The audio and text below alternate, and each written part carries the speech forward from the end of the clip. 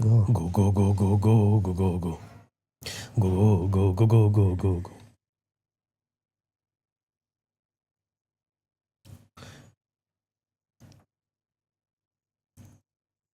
اهلا وسهلا بخيار. والله لا الساعة. اوه اما الواني بتعر وبتخزي. يعني ابوي منسق بني خياره. شو اسمه هذا اللون خياره؟ أخضر بربوري. اخضر بربوري مع اسود. انا ازرق سكني اسود. عادي. أبيض كمان فيه. وين الابيض؟ أيوه بكفيش حالي. هاي والله بصراحه مرتاح كثير أنت بالقعدة. الواني سيئه بشكل. عادي مش مشكلة اللون. نعرفكم أعزائي المتابعين على صفحاتنا الكيك وصفحاتنا على الفيسبوك. طلع لهم على الشاشة. طلع لهم مين هاف.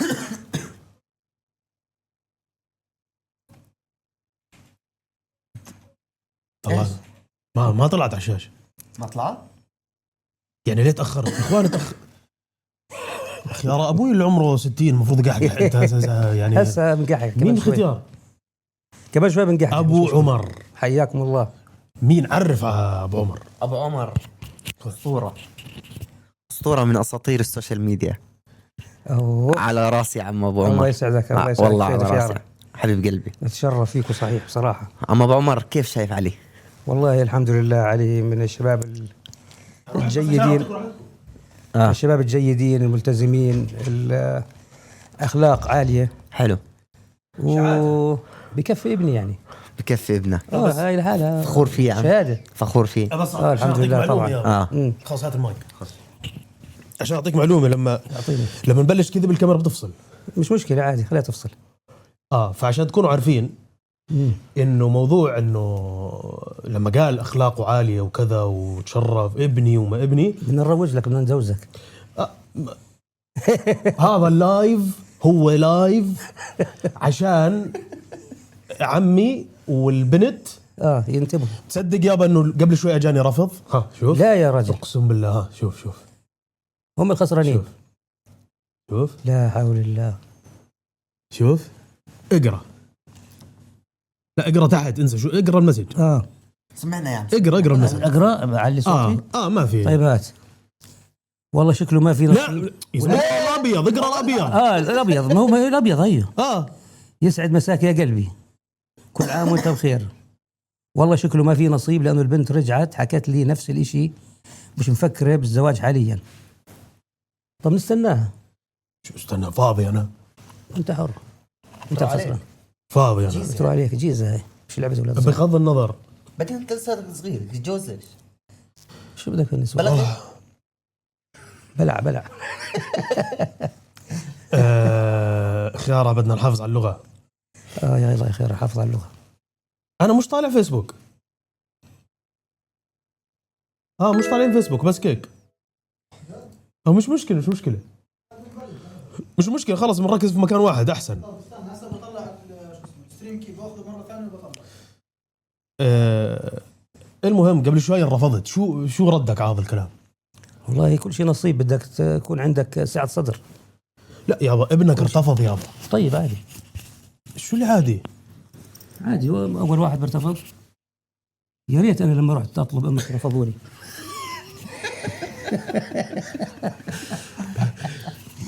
بعدين ما بنشوف الأسطورة اللي عندنا يعني.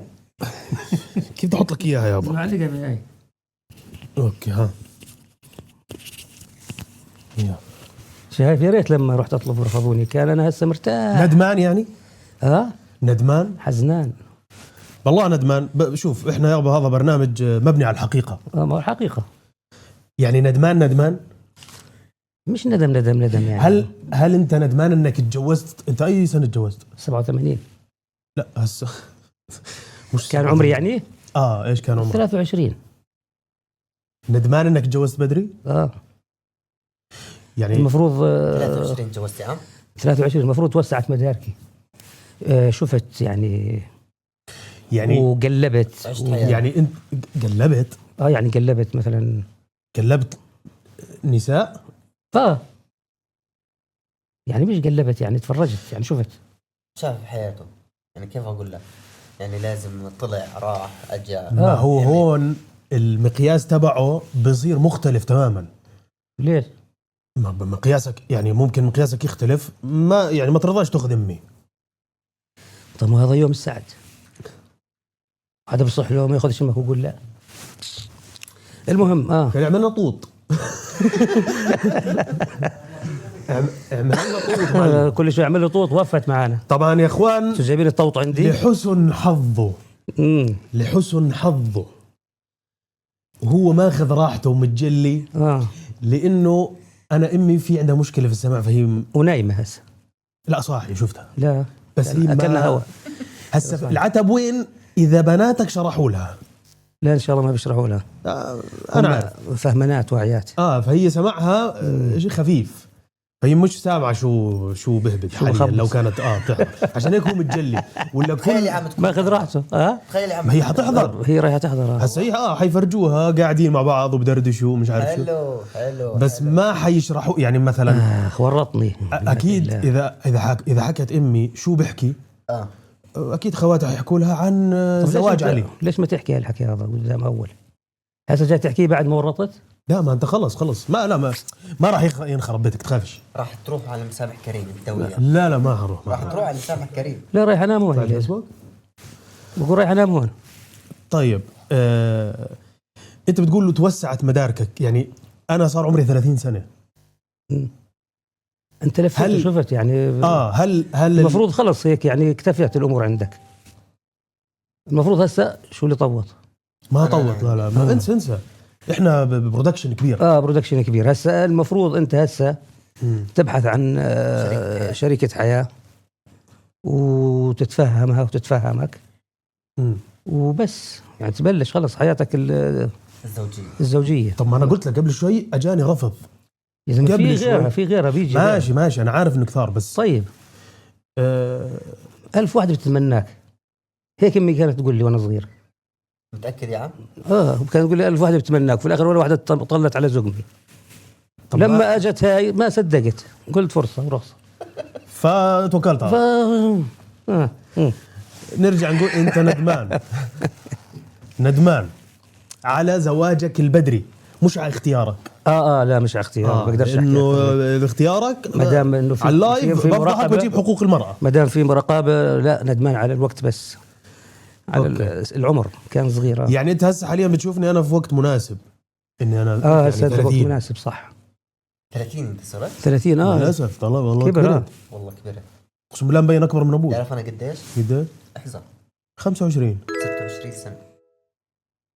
طب ليه بحط له موسيقى حزينه 26 سنه 26 انت لسه بيبي 26 سنه.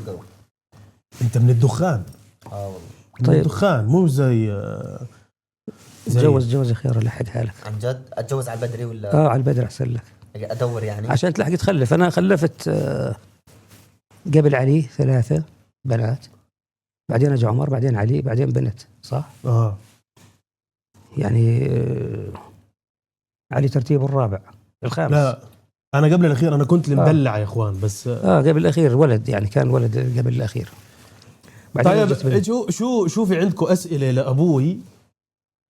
طبعا احنا جدولنا في الضرطن تبعنا هو برنامج الضرطن، اللي هو بودكاست، بعدين بنطلع بنلعب، بعدين بنطلع بنلعب وكذا، واجواء عالميه. ما يعني ما في ستريمر يعملهم هاي الاجواء. ايوه اي نعم. فاحنا حنعمل البودكاست مع ابوي، بعدين ننتقل للالعاب. نجهز لكم العاب كثير قويه اليوم نلعبها في سهره رمضانيه جميله. شو في حدا عنده اسئله لابوي الوالد؟ بعدين طلعت لي بدون مكياج بدون شيء يعني. عزمي الطيطي ابو احمد بتعرفه؟ لا.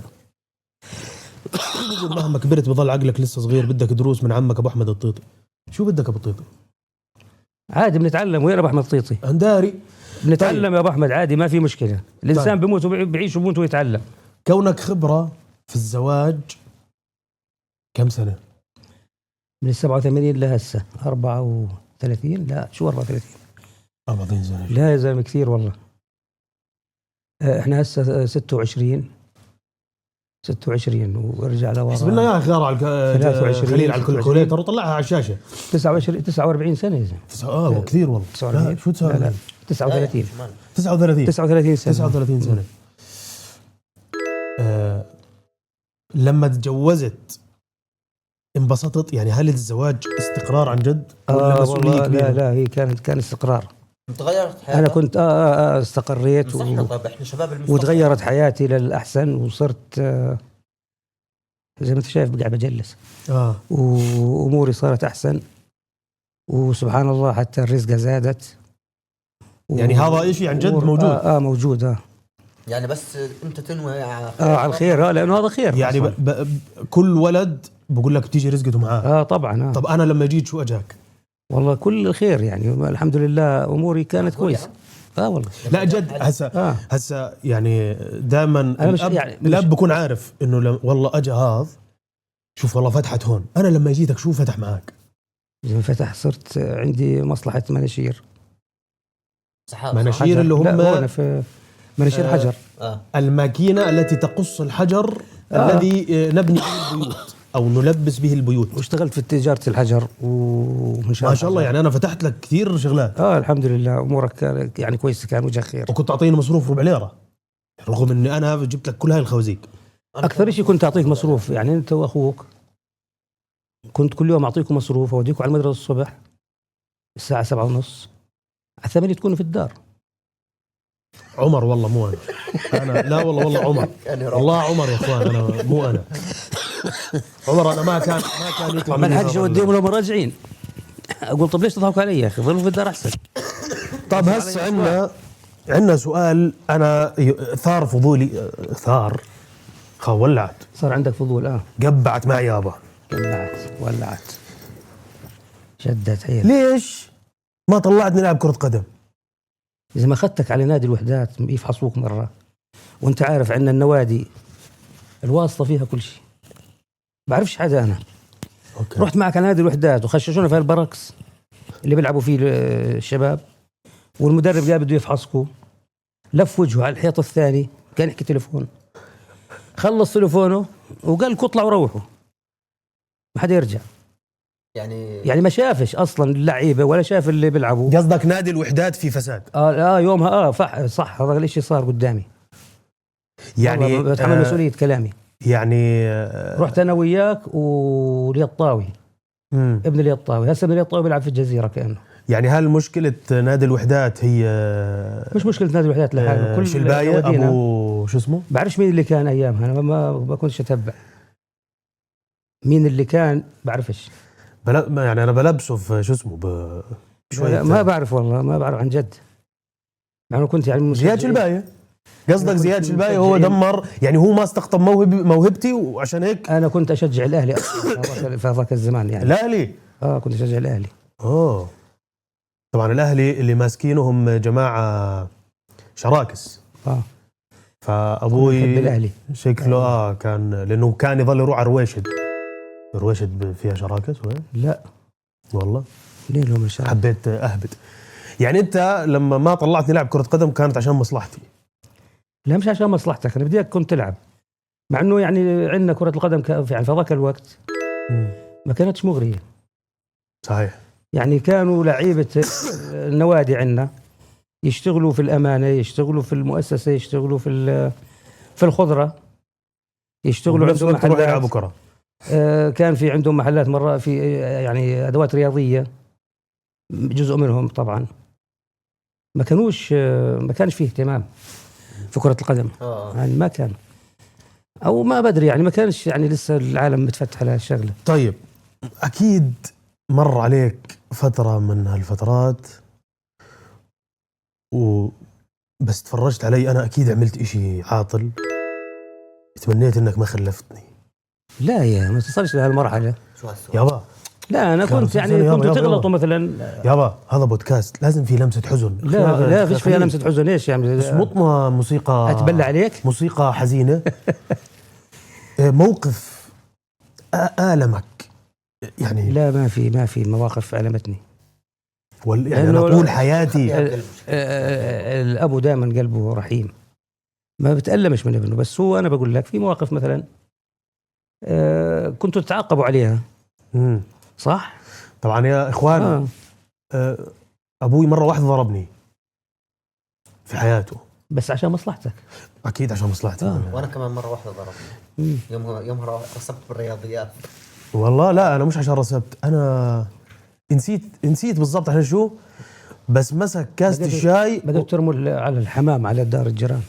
لا مو يومها ما ضربتنيش، ضربت عمر، لانه هو عمر سبب مشكله. ضربني في كاسة شاي، نسيت لايش، بس يعني كان السبب غريب. انا مش متذكره بس لا انت ضربت كاس طبعا يعني بعديها بقيت انا طبعا اكيد نستحق كل شيء، لان ليش؟ لانه هو لما يحكي معانا بيحكي معانا من باب علم.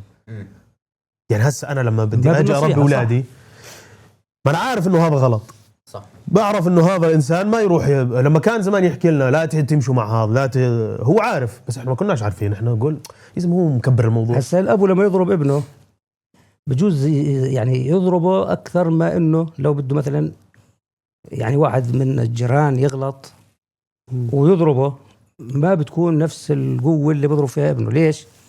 لانه هو محرور على ابنه اكثر من اي واحد، فبضربه يعني بده مشان يفيده، مشان يعلمه، مشان يربيه. قبل شوي واحد طالع في بودكاست بقول له تكره ابوك؟ قال له قال له انه لما كنت اجي زعلان كان يضربني، ما يفهم انا ليش زعلان. ليه يفهم انه انت زعلان؟ ما هو الاب لازم يخليك تحس في لحظات حزن عشان تعرف انه الدنيا والحياه مش سهله، عشان تتعلم. لا عشان لانه لو علموا انه كل شيء حلو ويلا نطبطب عليه وكذا حيطلع جاي راح يتعود زي بيطلع زي غلط يعني حيطلع منع انا باخذ حقي من اعمل عليها طوط يا خليل. خيارة. شو في عندك اسئله لابوي؟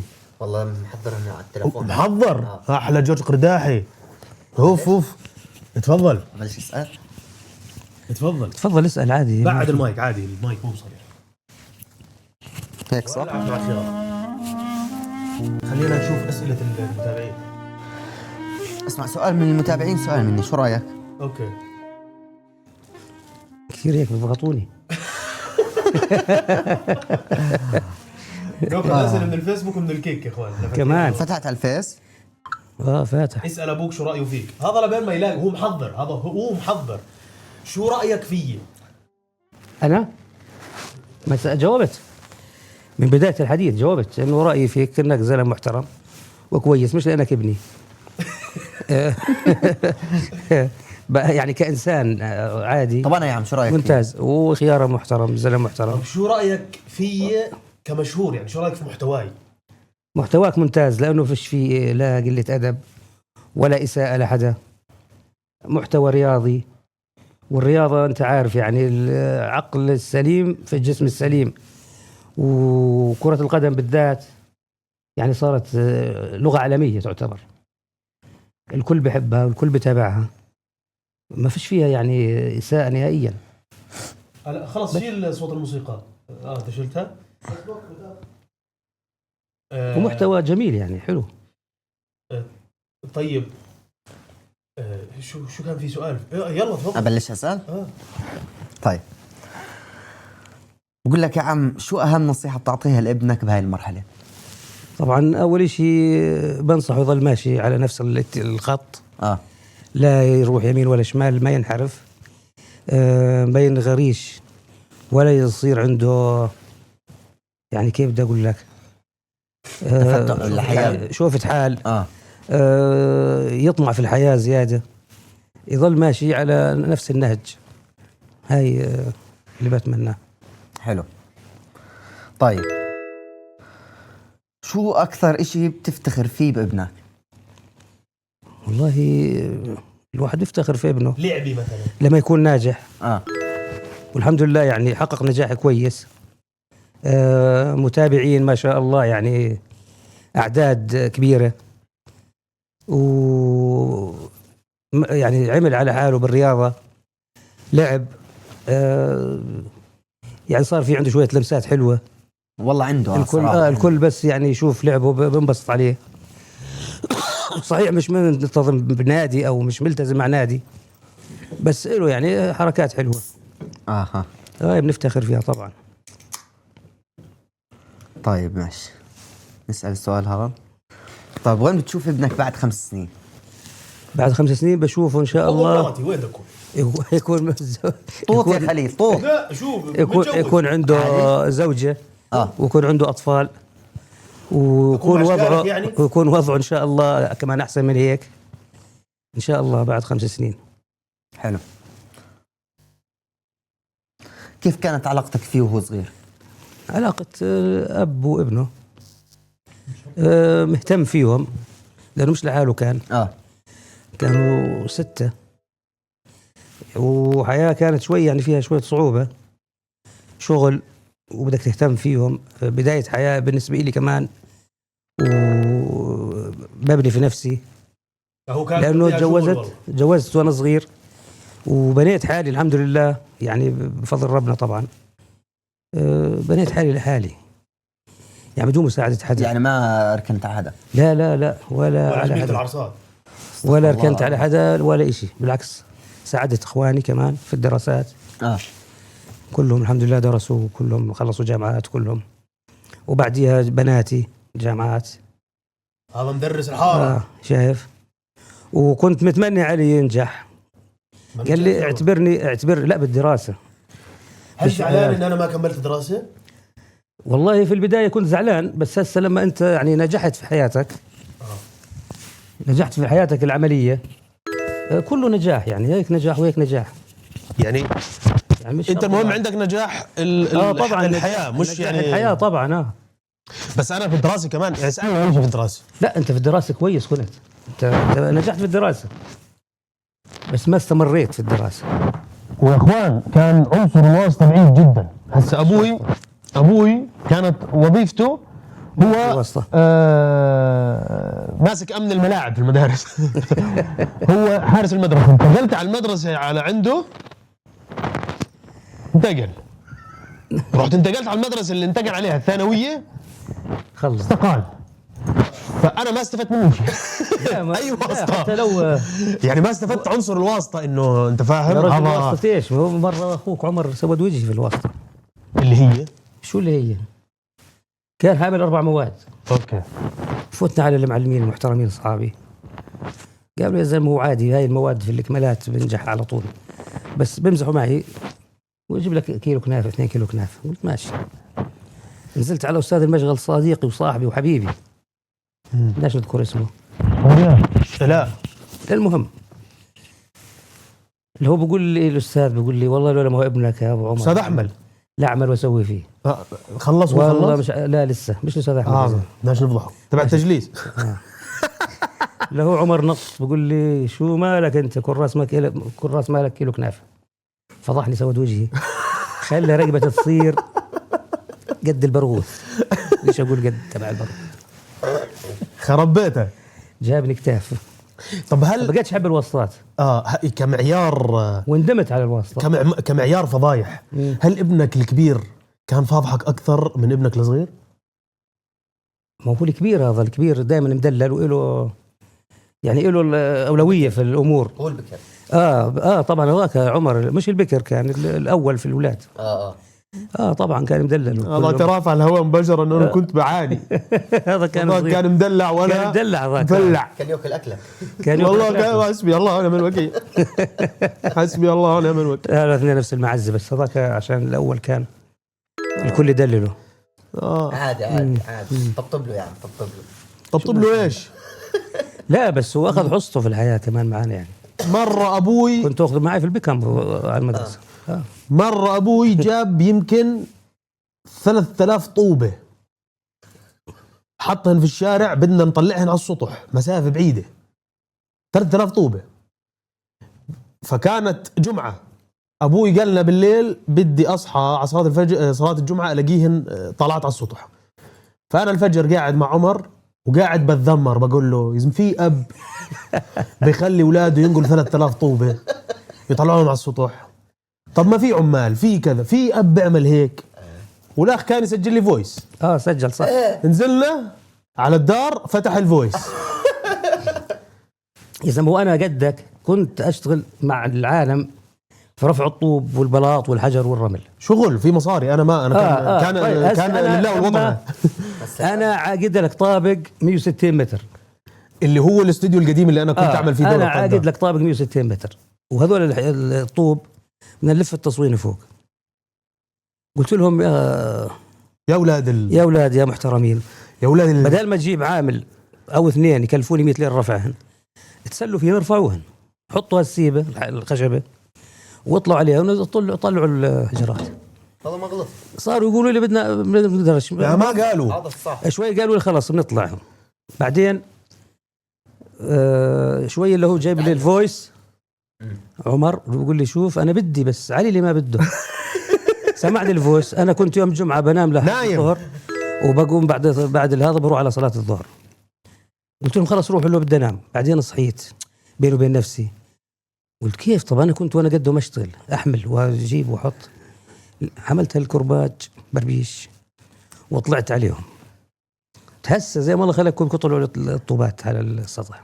والله وطلعنا اهل وفش غدا فش داخل على الدار فش الا لما تطلعوا على الطوبات. المهم قصه ثانيه. رحت صليت ورجعت واللي هم ناصبين السيبه. طبعا اول مره كانوا يخشوا من تحت الدعم على الدرج ويطلعوا هيك. لما رجعت بعد الظهر لقيتهم حاطين السيبه. فكرنا الشباب صاروا يفكروا ورفعوا الطوبات. فهو لمصلحتهم. اجبرنا انه نشغل مخنا. هسا الاب ما هو انا اكيد يعلم انسى هذيك الايام. هذيك الايام انا اعتبرته ظالم جاحد نمرود. اعتبرته فرعون قاعد بطغى. بس هو بعدين تستوعب انه هو عمل هيك عشاننا احنا ولازم احنا عملنا هيك هيك هيك. قصه ثانيه من وراء الاخ الكبير. ابوي لما حفر هاي القطعه ترك الجك الهمر، ترك قطعه صغيره هيك يعني كيف بدي اشرح؟ باصه. مش هيك يا زلمه وانت عارف ليش تركتها؟ ما انا فاهم. هسه انا صورة جيران عليها جاي. اذا حفر جك الهمر بوقع صورة جيران، واذا وقع صورة جيران بدي ادفع لي 1000 ليره تصليح لصورة جيران. وانا بعكز فيها وبمشي فيها شوي شوي. بدي ابني البنى. بقدرش اضيع مصريه على صورة جيران. فتركت 45 ليره. تركت حوالي مترين في الجبل مش محفورات. طيب شو اللي صار؟ اللي صار انه قال لنا انه انا اجاني شيخ قال لي في ذهب، انا بدي كومبريسر. اياكم انتم تحفروا عشان احنا نطلع الذهب. فهاي كومبريسر 240 ظلت عقده موجوده سنين. وهو يقنع فينا انه نشيلها. والله يا خليل كيف الحفريه طلعت؟ هسه معمول فيها شفت زرب أنت؟ واجواء وباربيكيو. يعني انا لولا ما عملت هيك كان وقعنا صوره الجيران اللي هي الدار اللي اشتراها علي هسه. لو بعده اللي يشتريها هي هاي كان وقعتها. اللي هي هاي. طب وقعها. وانا شو بعرفني انه بدك تاخذها انت؟ وقعها خزقتني. هذا دافع 70,000 عليها. وطلعت منها يمكن 6 سناقل تراب اكلوا هوا فيها حفروها. المهم فاحنا واقفين على السطح بعد ما نصب وكذا. ولكم بدكم مش تسووها، ولكو يا اولاد يا كذا. الجمعه واقفين نتفرج عليها. ابوي شو بقول؟ كان جنبه زميله شكوش. مسك الزميل قال والله لو كل يوم تعملوا هيك، ويرمي الزميل يخبط ينزل شوي. لو كل يوم تعملوا هيك كان صارت خالصة. صح. راح الحقير هذاك شو عمل؟ مسك الشكوش قال اليوم خلصت. قال هسه جيب هيلتي وفاس وكذا. وظل احفر احفر احفر احفر احفر احفر. يا اخوان اقسم بالله يمكن قعدت 10 سنين وهي مش هتخلص. لا خلصت ما طولتش. اخر اشي بتعرف انا شو سويت؟ اخر شيء دخلنا يعني السوشيال ميديا. صونتها وعملتها باربيكيو وكذا. خليكي زي ما انتي، بس انا بعمل لك اجواء خرافيه. بس رتبتها صارت حلوه. لا ودعمناها وكذا عشان ما يهيل صورة جيران اللي هو داري.